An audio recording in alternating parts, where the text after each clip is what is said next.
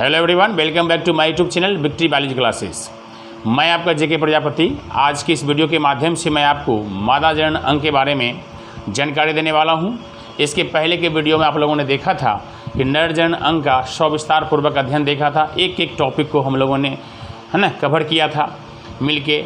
आज जो वीडियो में मादा जनन अंग डाल रहा हूँ इसके बीच में कुछ गैपिंग हो गई, कुछ बिजी शेड्यूल होने के कारण मैं वीडियो नहीं बना पा रहा था। उसके लिए मुझे खेद है।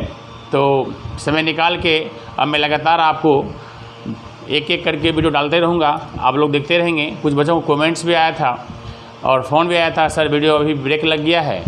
तो मैं कोशिश में था कि जितना जल्दी हो शुरू करूँ। तो चलिए आज मैं मादा जनन अंग को शुरू करने जा रहा हूँ। तो आप लोग देखें मादा जनन अंग।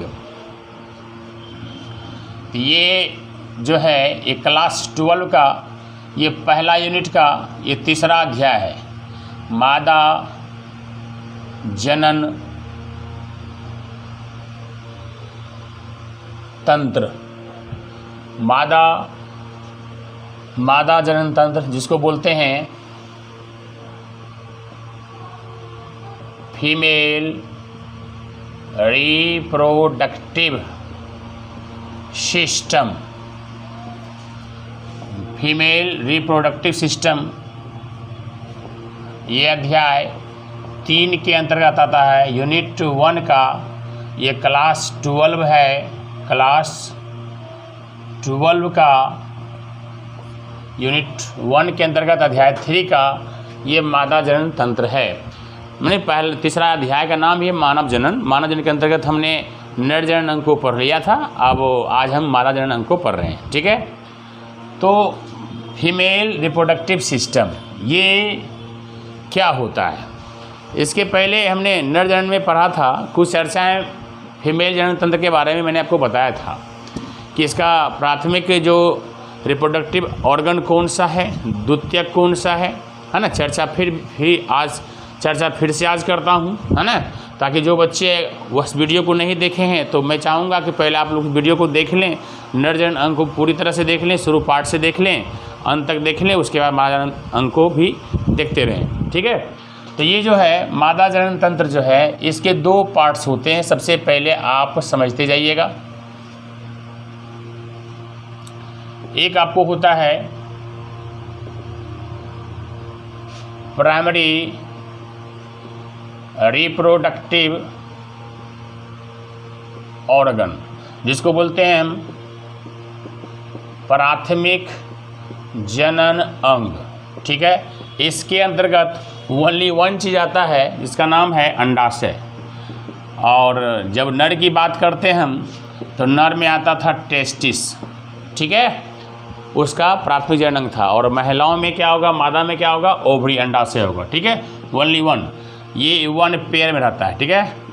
1 पेयर रहता है, ये मीन्स एक जोड़ा रहता है। ये याद रखिएगा, एक जोड़ा रहता है। इसे बताऊंगा डिटेल से, ठीक है। तो चलिए, अब एक साइड तो हो गया प्राइमरी। दूसरी तरफ क्या होगी, दूसरी तरफ होगा सेकेंडरी रिप्रोडक्टिव ऑर्गन, जिसको बोल सकते हैं द्वितीयक जनन अंग। द्वितीयक जनन अंग। अब मैं ये क्यों बता रहा हूँ, बहुत ज़रूरी है इस चीज़ को समझना कि इस जनन तंत्र के अंतर्गत हम क्या क्या चीज़ पढ़ने वाले हैं, वो कौन कहाँ पर है, और नली कौन सा है, ग्रंथि कौन सा है ना, और सहायक नलिकाएँ कौन कौन सी हैं। सारी बातें मैं आपको एक स्टेप बाय स्टेप में मैं आपको समझा दूंगा। फिर उसके बाद एक एक करके सविस्तार पूर्वक हम करेंगे। नहीं तो लोग क्या होता है, ज़्यादातर बच्चों को देखते हैं कि बस मादा जनन तंत्र है, इसके अंतर्गत ये सब अंग आता है, लेकिन वो अंग है किसके अंतर्गत वो अंग आया, उस अंग के समूह को क्या कहते हैं, ये जानकारी नहीं मिल पाती है, जिसके कारण से बच्चों को कन्फ्यूजन परमानेंट के लिए रह जाती है, ठीक है। तो मैं कोशिश करता हूँ हर प्रकार से आप कि जो माइंड है वो फ्रेश रहे, और एक बार पढ़ने के बाद दोबारा आपको पढ़ाने की आवश्यकता पड़े, पढ़ने की आवश्यकता नहीं पड़े, किसी को बताने की आवश्यकता पड़े, खुद पढ़ने की आवश्यकता नहीं पड़े। तो उम्मीद है आप इस चीज़ को देखेंगे, इस सिस्टम को देखेंगे, मेरे कॉन्सेप्ट को देखेंगे, तो आपको ऐसा फील होगा, है ना। तो चलिए आगे करते हैं। तो ये हुआ प्राथमिक जनन अंग और ये हुआ द्वितीयक जनन अंग। तो इसमें तो सिर्फ ओनली वन आया, अंडाशय आया जो एक पेयर में रहता है, वन पेयर में, ठीक है। कहाँ पर होता है वो सारी बातें चर्चा होते रहेगी। तो अब द्वितीयक जनन अंग जो है, अब इसके भी 3 पार्ट होते हैं, समझिएगा ध्यान से। तक जो है ये 3 पार्ट में हैगा। सबसे पहला पार्ट आता है, ये आपको होगा सहायक नलिकाएं। सहायक नलिकाएं। द्वितीयक को एक चीज़ और यहाँ समझ लीजिए, द्वितीयक को हम एसेसरी रिप्रोडक्टिव ऑर्गन भी बोलते हैं, जिसको बोलते हैं हम है सहायक जनन अंग, ठीक है। अब इसको या इसको दोनों एक नाम है, इसके 3 पार्ट हैं। तो सबसे पहले सहायक नलिकाएं हैं। सहायक नलिकाएं में क्या क्या हम पढ़ेंगे, तो सबसे पहले देखिएगा, ये सब बताएंगे, जो नाम लिखा रहा हूँ तो सबको हम फिगर के माध्यम से सबको नेक्स्ट दिखाएंगे आगे, ठीक है। तो सहायक नलिकाएं के अंतर्गत जो ऐसी जो कि मादा जनन अंग के अंतर्गत जो नलिकाएं होगी, ट्यूब टाइप की जो होगी नलिकाएं, छेद टाइप का, वो सब इसके अंतर्गत आएगा। तो उसमें सबसे पहले आपको आएगा अंडवाहिनी। अंडवाहिनी जिसको हम ओविडक्ट बोलते हैं। उसके बाद इसको हम डिंब वाहिनी भी बोलते हैं। डिंब वाहिनी,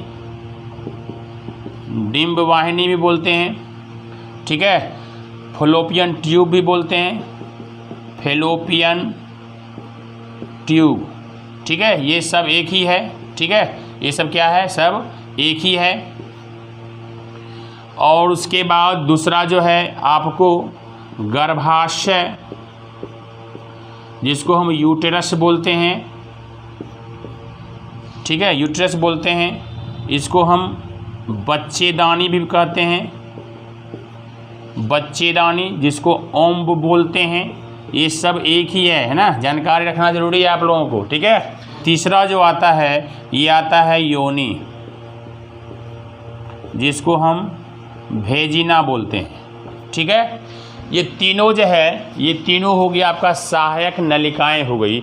आप इतना सा जानेंगे कि ये सहायक नलिका के अंतर्गत ये आया। ये द्वितीयक है, प्राथमिक तो सिर्फ अंडाशय हो गया मादा का, लेकिन ये जो भाग द्वितीयक जनन ग्रंथि है, इसके अंतर्गत पहला जो आया ए नंबर में हम इसको मान लेते हैं, वो सहायक नलिकाएं हो गई। बी नंबर में क्या हो गया, ये कह सकते हैं इसको हम सहायक, दोनों सहायक, ये भी सहायक है ना, सहायक बोलिए द्वितीयक बोलिए, है ना। तो सहायक नलिकाएं हो गई, है ना। एसेसरी ये ट्यूब्स हो गई। और उसके बाद ये जो है दूसरा है सहायक ग्रंथि। सहायक ग्रंथि हो गई, जिसको हम बोलते हैं एसेसरी ग्लैंड। क्या बोल सकते हैं इसको, एसेसरी ग्लैंड। Accessory gland. इसके अंतर्गत क्या आएगा, इसके अंतर्गत एक टॉपिक आएगा स्तन ग्रंथियाँ। स्तन ग्रंथियाँ, इसकी भी 2 संख्या होती है। इसको हम मेमेरी ग्लैंड बोलते हैं, मेमेरी ग्लैंड बोलते हैं। और दूसरा जो एक फेमस है ना, बर्थोलियन, बर्थोलियन ग्रंथि, इसको भी पढ़ेंगे हम। ये ग्रंथि है, ग्लैंड है। और उसके अलावा भी एक्स्ट्रा कुछ चीज़ें हैं, 2 ग्रंथि और मैं आपको लिख दूँ नाम, पेरिनियल ग्रंथि, और एक और बताता हूँ, इसको कहते हैं रेक्टल, रेक्टल ग्रंथि, ठीक है, रेक्टल ग्रंथि। तो मुँह 2 है मुख्य रूप से, स्तन ग्रंथियाँ और बर्थोलियन ग्रंथि। इसके अलावा भी थोड़ा सा मैं इसके बारे में बता दूंगा, क्योंकि जो मादा जनन अंग से यह संबंधित यह भी ग्रंथि है, इसलिए मैं इसकी चर्चा करना उचित समझूंगा और कर भी दूंगा, ठीक है। तो चलिए ये हो गई आपकी। और तीसरा नंबर सी में जो है, सी में आपको आएगा सहायक, पहला सहायक नलिकाएं हो गई, सहायक ग्रंथि हो गई, और ये होगा बाह्य, बाह्य जनन अंग।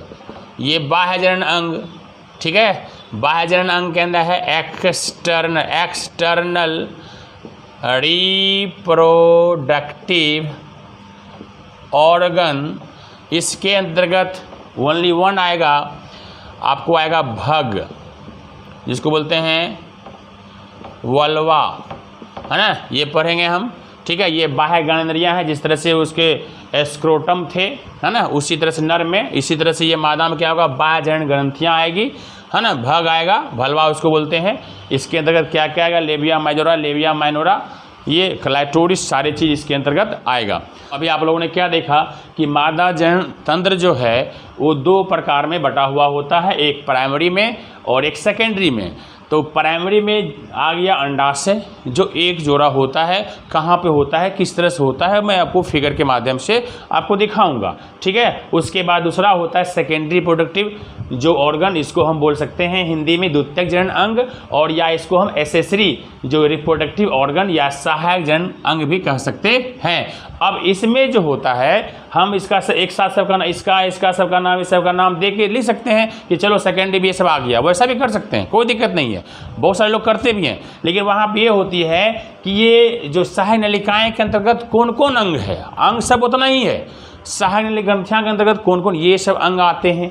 आगे ग्रंथि कौन हुआ, ग्रंथि ये दोनों हुआ। अच्छा, बाह्य जनन अंग में कौन, सिर्फ एकलौता ये आया। तो सबको देखेंगे तो कितना आ गया, 1 2 3 4 5 6 7 7 आ गया। एक यहाँ पर क्या है 8, तो 8 है। ये चीज़ मुख्य बातें आएगी, इसके अलावा थोड़ी थोड़ी बातें और आएगी, तो मैं उसमें एक्सप्लेनेशन जब करूँगा सबका तो उसमें कुछ बातें आएगी तो वहाँ भी पढ़ेंगे, ठीक है। तो ये मुख्य बातें मैंने आपको यहाँ पे क्लासिफिकेशन एक तरह से कर दिया कि ये मादा जनन तंत्र को जो है इस तरह से बांटा गया है। अब हम जो पहला किसको शुरू कर सकते हैं, ये प्राइमरी रिप्रोडक्टिव ऑर्गन के अंतर्गत जो है अंडाशय आता है, उसको मैं आपको आगे बता रहा हूँ, ठीक है। इसका स्क्रीनशॉट ले लीजिए, ठीक है। उसके आगे मैं आपको फिगर के माध्यम से फिगर भी बताएंगे, फिगर भी देखेंगे और उसके में अंडाशय को समझाएंगे, ठीक है। सब भाग को जानने के बाद मादा जनन तंत्र के अंतर्गत जितने भी पार्ट थे, 2 पार्ट थे, एक प्राइमरी और सेकेंडरी, दोनों को मैंने देखा कि इसके अंतर्गत क्या हमको पढ़ना है। अब ये है मादा जनन अंग का ये फिगर है, ठीक है। कभी कभी ये सिर्फ फिगर बनाने के लिए आता है कि 2 नंबर के सवाल में आपको आएगा कि मादा जनन अंग के नामांकित चित्र को दर्शाएं। तो चित्र बना के आप यहाँ पे नाम दर्शा दोगे तो आपको 2 नंबर मिल सकता है। और लॉन्ग क्वेश्चन अगर पूछे तो फिगर बनाते हुए, वर्णन करते हुए आप नाम लिखोगे तो आपको 5 नंबर मिलेगा, ठीक है। तो चलिए सबसे पहले मैं फिगर में जो नाम है इसकी मैं चर्चा, है ना, एक बार कर दूँ, उसके बाद एक एक करके सबको पढ़ेंगे तो हम दिखाते चलेंगे। ये फिगर है ना, ये आपको रहेगा, ठीक है। तो चलिए देखते हैं। सबसे पहले ये है मादा जनन अंग का ये संपूर्ण फिगर है। तो सबसे पहले देखिए अंडाशय। तो पहला भाग हमने प्राइमरी में क्या करना था, अंडाशय पढ़ना था। तो अंडाशय को देखेंगे, उसके पहले कुछ बातें जानना जरूरी है, तो उसकी चर्चा कर रहा हूँ। तो सबसे पहले ये फिगर है, तो आप जान लीजिए यहाँ से अंडाशय की संख्या कितनी है, 2, एक इधर है और एक इधर है, ठीक है। तो हर महीने जो लड़कियों में किस उम्र में होती है मैं उसकी चर्चा करते हुए आगे बढ़ूँगा, ठीक है। तो सबसे पहले यहाँ पे अंडाशय की संख्या कितनी होती है, 2 होती है, इसको हम ओवरी बोलते हैं, ठीक है। और ओवरी को जब ये अंडोत्सर्ग क्रिया होती है उसके बाद जो है उसको पकड़ने के लिए, कैच करने के लिए एक फिम्बरी होती है, इसको हम झालड़ बोलते हैं, ठीक है। इसका हिंदी में क्या होते हैं, झालड़ बोलते हैं। ये उसको कलेक्ट करता है, मीन्स पकड़ता है, यही इसी हाथों से उंगलियों में संरचना होती है। उसके बाद इसको ले जाके इनफंडिबुलम मीन्स कूपिका होता है, कूपिक कीप समान रचना, इसको यहाँ से लेते हुए क्योंकि इसमें ऐसी जो सिलिया टाइप से पाई जाती है, ये अचल होती है, लेकिन यहाँ पे ऐसे संरचना इसकी होती है, सिलिया संकुचित होते रहती है, जिसके कारण से ये आगे बढ़ते रहता है। यहाँ जाते हुए कीप हुआ, कीप से आगे बढ़ता है तो क्या हुआ, एम्पुला में जाती है, एम्पुला को हम तुम्बिका बोलते हैं। और जस्ट इसके आगे बढ़ता है, यहाँ इस्थमस एक संकीर्ण पथ आता है, इसको हम संकीर्ण पथ बोलते हैं हिंदी में, ठीक है।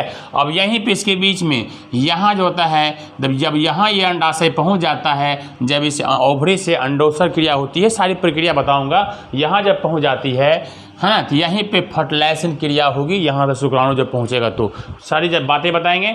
लेकिन यहाँ पे आप समझ लीजिए कि इनफंडिबुलम, एम्पुला और इस्थमस, ये तीनों को यहाँ से लेके यहाँ तक संपूर्ण भाग को हम एक साथ क्या बोलते हैं, फैलोपियन ट्यूब बोलते हैं, जिसको बोलते हैं अंडवाहिनी, फैलोपियन ट्यूब, ओविडक्ट, ये सारे नाम हैं, ठीक है। डिंब वाहिनी भी बोलते हैं।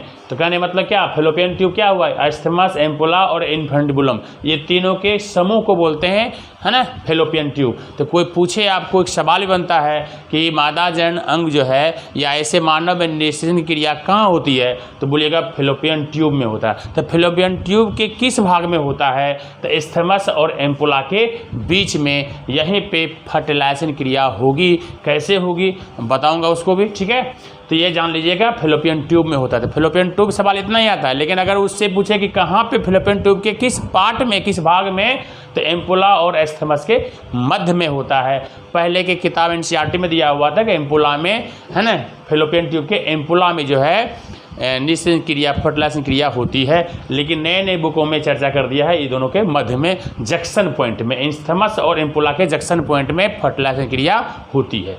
चलिए बातें हो गई। अब आगे आते हैं यहाँ से, जैसे यहाँ आता है, ये हुआ गर्भाशय, इसको फंडस बोलते हैं, ठीक है, यूट्राइन फंडस, गर्भाशय फंडस ये हुआ, ये वाला ऊपरी वाला भाग, और ये जो है ये पूरा यूट्रस होता है, ये पूरा कहाँ, ये सब कितना भाग, ये सब जो है ये सब भाग है यूट्रस मीन्स गर्भाशय। गर्भाशय को हम ओम्ब भी बोलते हैं, जिसको हम हिंदी में बच्चेदानी कहते हैं। बच्चा यहीं पे आके पलता है, ठीक है।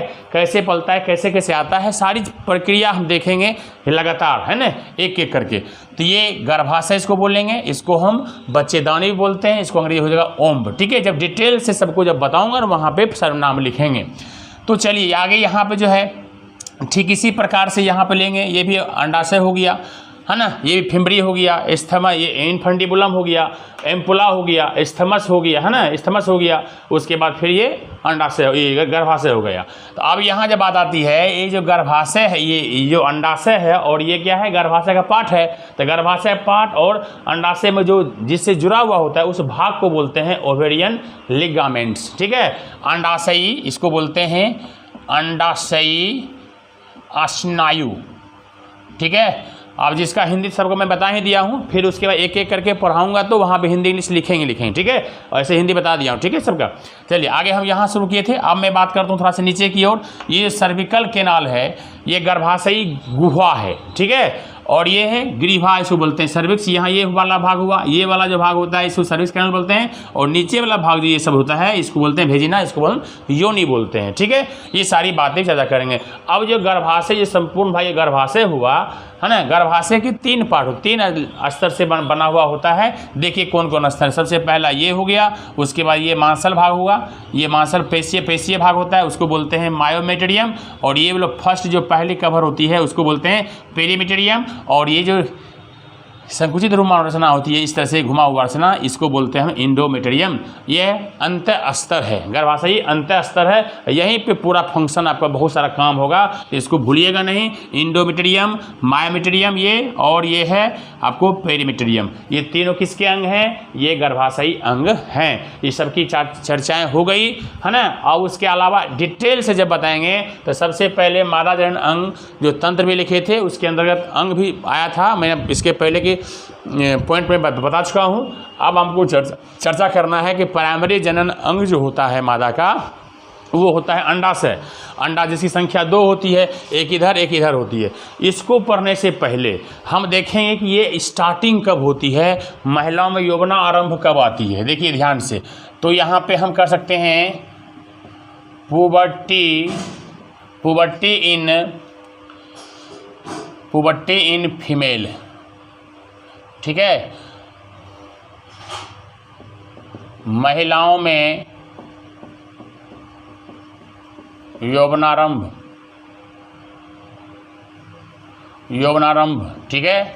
चलिए अब ये कब आती है, ध्यान से देखिएगा। सबसे पहले 10 से 12 साल की उम्र में, ईयर्स में, है ना, 10 से 12 साल की लड़कियां जब बच्ची होती है तो पहला जो है इसको पीरियड चालू होता है ना, मासिक धर्म चालू होता है। जैसे पहली बार 10 से 12 साल में होती है तो लक्षण में आती है कि स्तनांग की वृद्धि होती है ना। स्तनधारी प्राणी हम पुरुष भी कहलाते हैं और स्त्री भी कहलाते हैं, लेकिन पुरुष में भी स्तन होता है, स्त्रियों में होता है, लेकिन स्त्रियों का वेल डेवलप होता है, मीन्स उसका पूर्ण विकसित होता है, और पुरुष का जो है विकसित नहीं होता है, लेकिन दोनों में होता है। तो इसी उम्र में बच्चों में जो है 10 से 12 साल की उम्र में जो है स्तनों का थोड़ा थोड़ा विकास होना चालू होता है, और भी बाह्य लक्षण बहुत सारे आते हैं। आपको नर जनन अंग, और जब हम बता रहे थे तो उसी समय है ना, गर्ल्स बॉयज़ में मैं अंतर बाह्य ज्ञानेंद्रियों के आधार पर जो अंतर हुआ था मैं वो बता चुका हूँ। आप उस वीडियो को देख लोगे तो भी लक्षण इसके जो है लड़कियों में क्या क्या आती हैं वो आपको मालूम चल जाएगा।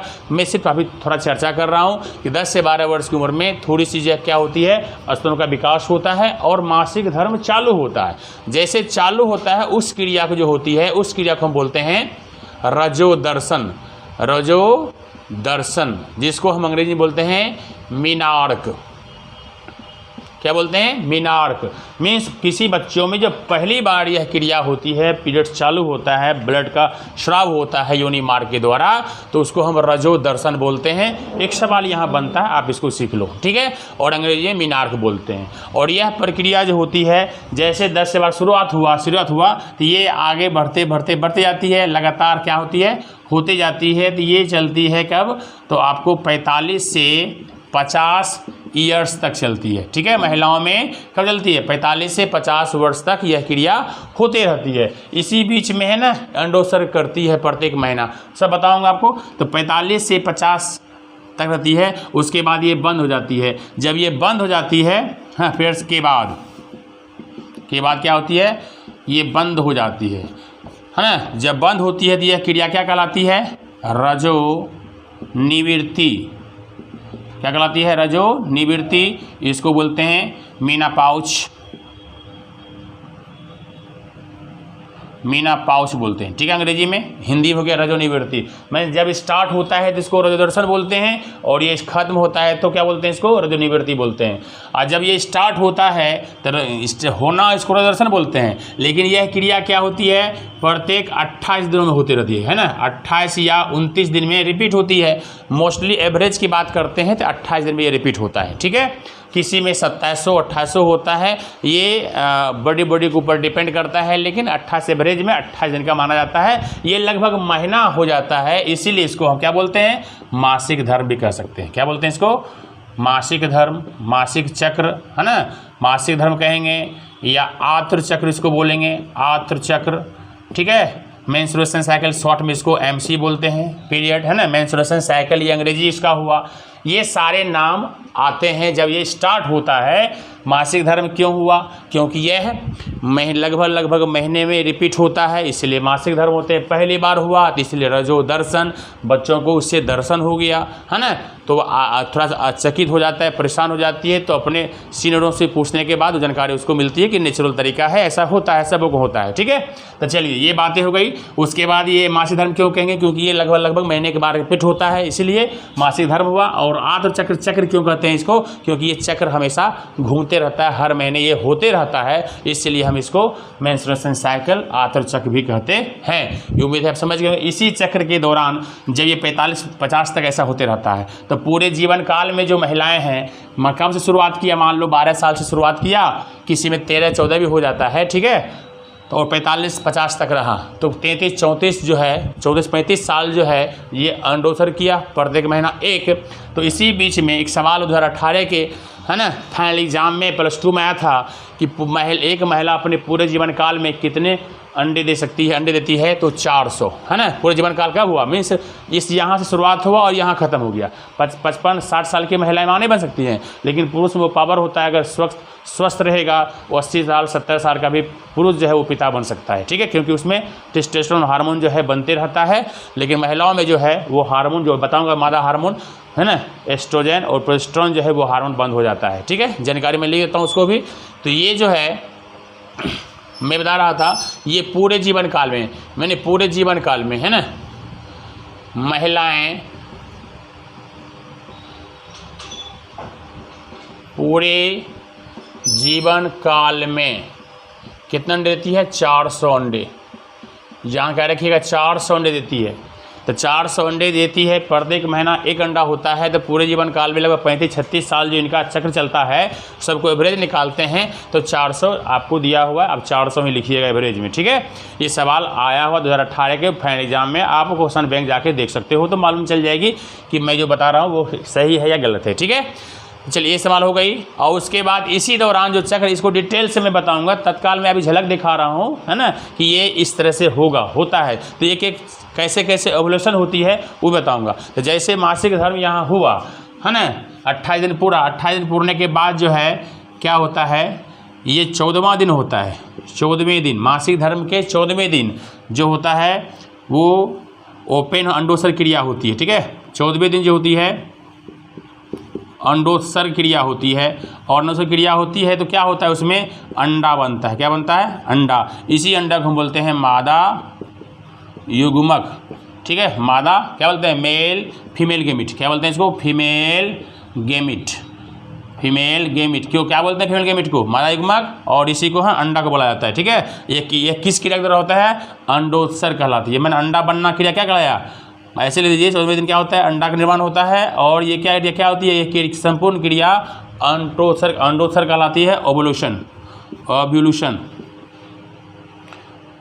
ओव्यूल्यूशन कहलाती है, ठीक है। ये सब बताऊंगा डिटेल से, तत्काल मैंने बता दिया आपको यहीं से। ये कभी ये इस अंडाशय में होता है, कभी इस अंडाशय में होता है, ठीक है। किसी महीने इसमें तो किसी महीने इसमें होती है, दोनों एक साथ नहीं होती है। और दोनों एक साथ कभी होता नहीं है, लेकिन कभी कभी जुड़वा पैदा होते हैं। तो मैं कहानी बताऊंगा कि वहाँ कैसे होता है, क्यों होता है, सब चर्चा मैं यहाँ पर भी नहीं कर सकता हूँ। एक एक स्टेप जैसे जैसे जो आएगा वहाँ पर डिटेल जानकारी आपको देते जाएंगे, ठीक है। तो ये आप लोगों ने देखा कि जो बच्चों में, जो लड़कियों में जो युवावस्था आती है किस उम्र में?